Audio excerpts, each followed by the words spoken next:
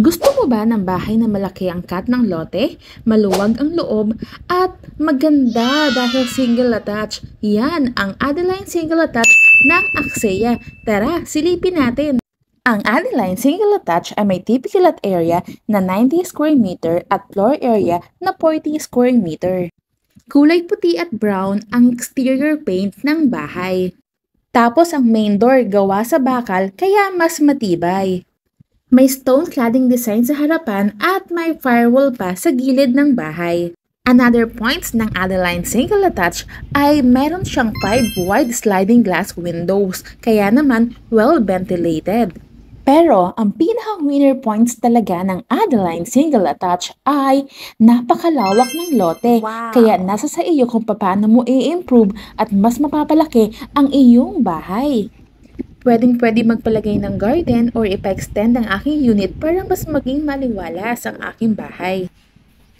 Pagpasok ng bahay ay bubungad sa iyo ang malaking area ng sala, bedroom, at dining area. Ang karaniwang tawag sa ganitong turnover ng bahay ay bare type, pero ako ang tawag ko dito ay flexi type. Ang maganda kapag flexi type ang turnover ng aking property ay mas may freedom ako as a buyer na masunod ang design at quality ng mga materials na gusto kong gamitin during the improvement of my house and lot. Nahabang na rin dito ang mga flexible wirings para sa mga ikakabit na ilaw. Ang toilet and bath naman ay meron ng bathroom tiles. Ang Adeline Single Attach ay located in Santo Tomas, Batangas, Tanawan, Batangas, San Jose, Batangas, Beras, Rizal, at Naik, Cavite. Kaya nga lang, dahil malaki ang cut ng lote ng Adeline Single Attach, ay mabilis itong maubos. Kung gusto nyong makita ang location ng ating mga projects, pati na rin ang model unit ng ating Adeline Single Attach, ay pwede po kayong mag-PM sa ating Facebook page o kaya naman ay tumawag sa number na nakalagay dito sa aking YouTube channel.